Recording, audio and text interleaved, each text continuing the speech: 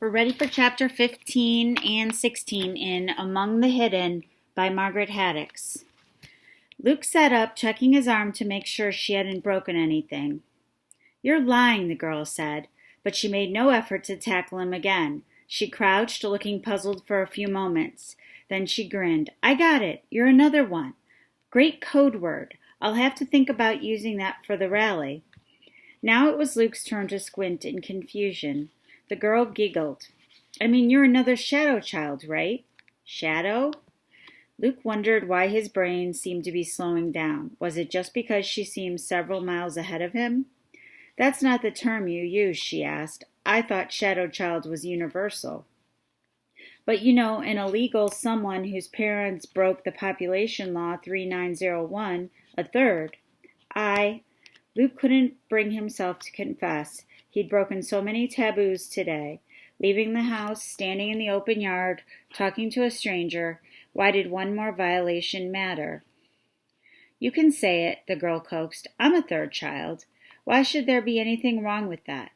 Luke was spared having to answer her because she suddenly sprang to her feet, exclaiming, "Oh no, the alarm!"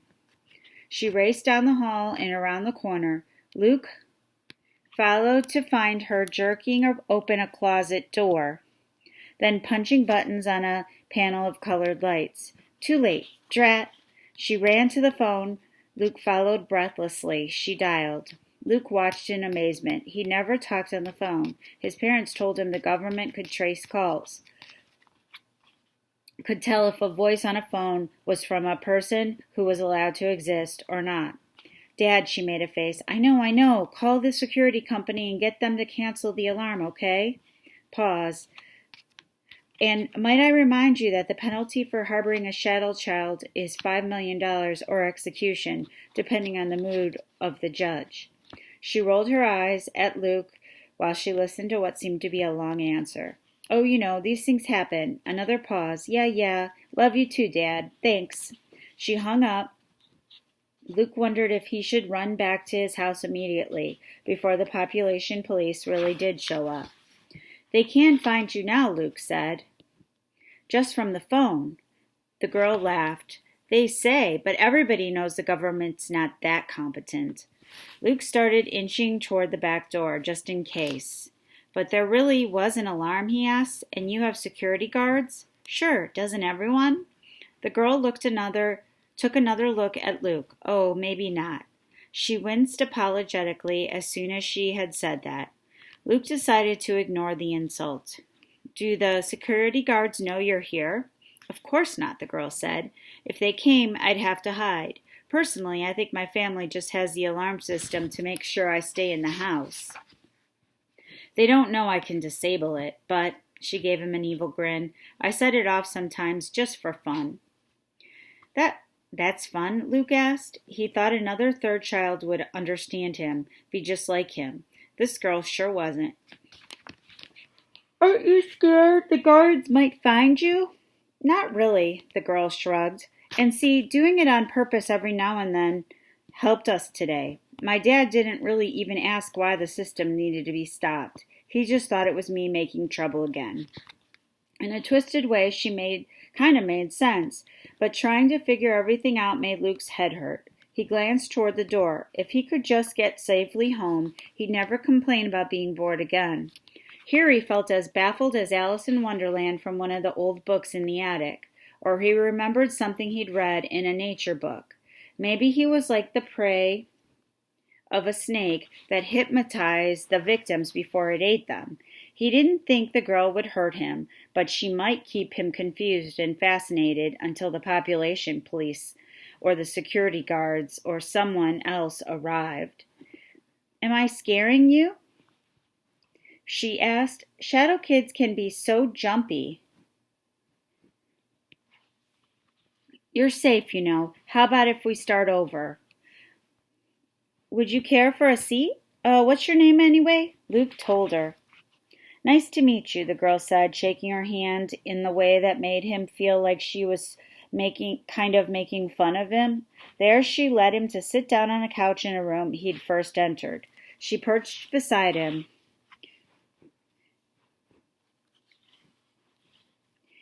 Jen. Really, it's Jennifer Rose Talbot, but do I look like a Jennifer?" She shook her head and spread out her arms as if Luke should understand something about her rumpled sweatshirt and messy hair. Luke frowned. "I don't know," he said. "I don't know any Jennifers. Just Matthew and Mark and Mother and Dad." He knew his parents' real names were Edna and Harlan, but he wondered if he shouldn't keep that a secret, just in case. Probably he shouldn't have even mentioned Matthew and Mark, but he was surprised into it, thinking suddenly about how there was a world full of people outside his house, with a world full of different names he'd never heard of. The girl said. "Then I'll have to explain. A Jennifer's supposed to be like really girly and prissy, so the joke's on Mom. She wanted some frilly little girl she could put in lacy dresses and sit in the corner, like a doll." She paused. "Are Matthew and Mark your older brothers?" Luke nodded. "So you've never met anyone outside your immediate family?" Luke shook his head no. Jen looked so amazed. He felt he had to defend himself. "And you have?" he asked, with almost the same taunting voice he sometimes used with Mark. "Well, yeah," she said. "But you're a third child," Luke protested. "A shadow child, right?" He suddenly felt like it might be easy to cry if he let himself. All his life he'd been told he couldn't do everything Matthew and Mark did because he was a third child. But if Jen could go about freely, it didn't make sense. Had his parents lied? "Don't you have to hide?" he asked. "Sure," Jen said. "Mostly, but my parents are very good at bribery, and so am I." She grinned wickedly, then squinted at Luke. "How did you know that I was a third child? How did you know I was here?" Luke told her. Somehow it seemed important to start with the woods coming down, so it turned into a very long story. Jen interrupted frequently with questions and comments. "So you've never been anywhere away from your house except to go to your backyard or barn? You've stayed inside for 6 months, and gosh, you must really hate these houses, huh?" And then when he got to the part about seeing her face in the window, she bit her lip. "My dad would kill me if he knew I'd done that. But the mirrors were messed up, and Carlos bet me I didn't even know what the weather was outside. And, huh?" Luke said mirrors? Carlos? Jen waved away his questions. "Luke Garner," she announced solemnly, "you have come to the right place. Forget that hiding like a mole stuff. I'm your ticket out." Chapter 16. "Want any more potatoes, Luke?" Mother offered that night at supper. "Luke," her voice got more insistent. "Luke?" Luke jerked his attention back to his family. Mother was holding the bowl of mashed potatoes out to him. No," Luke said. "No thanks, I still got some." "More for me," Mark crowed. Luke tuned them out again. He'd barely eaten his first serving of potatoes. He'd been so busy thinking about his secret visit to the Sports family house. He couldn't believe he dared to go. Just the thought of his run through their yard made his heart beat fast, remembering fear and pride. He'd really done it. And then meeting Jen was amazing. There was no other word for it. He was so overwhelmed with wonder at everything he'd seen at her house, everything she told him, that he started to say, "Did you know that, Jen?" At the last minute, he clamped his teeth shut, holding the words in. He thought he'd burst. He could feel his face flush red with the effort of keeping still. He bent his head low under his plate so nobody would see. How could he ever manage to keep Jen's secret? But he had to, because if he told, they'd forbid him to go back. And he had to go back. "We'll set up a signal," Jen had said, "something I can see." "But you don't have any vents to look out like I do," Luke protested. "You can't look out the windows." "Oh, when the mirrors work, it's not a problem. Look." She took him over to the window near the sliding glass door and showed him a mirror that reflected a wide view of the Talbots' backyard, of the Garner's barn, and when Jen turned it a bit, the entire Garner house came into view. Luke wondered if his parents could set up some kind of system. Then he looked at the mirror again and decided it might be expensive. And anyway, how would he explain where he'd gotten the idea? "So let's see," Jen said. "A signal." "I've got it. How about if I look out every morning at 9, and if you can come over, you shine a flashlight at me. I'll shine one back if everything's safe. We don't have any flashlights, Luke said. Not that work, I mean. Jen frowned. Why not? We haven't had any batteries in, I don't know, 4 or 5 years, Luke explained. In fact, he felt proud even to remember what a flashlight was.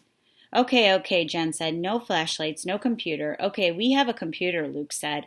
My parents do, and I think it still works, but it's in Dad's office in the front of the house, and I'm not allowed in there. And anyhow, I'd never be allowed to touch the computer. He remembered once when he was very young, maybe 3 or 4, and he'd followed Mother into Dad's office while she was cleaning. The rows of letters on the computer keys had looked like a toy to him, and he reached one finger up and tapped the space bar over and over again. Mother had turned around and freaked out. They can find you now, she screamed, if they were watching. And for weeks after that she hidden him even more carefully than ever, locking him in his room when she had to go outside. Jen rolled her eyes. Don't tell me your family believes that the government propaganda stuff, she said. They've spent so much money trying to convince people they can monitor all the TVs and computers. You know they couldn't have afforded to actually do it.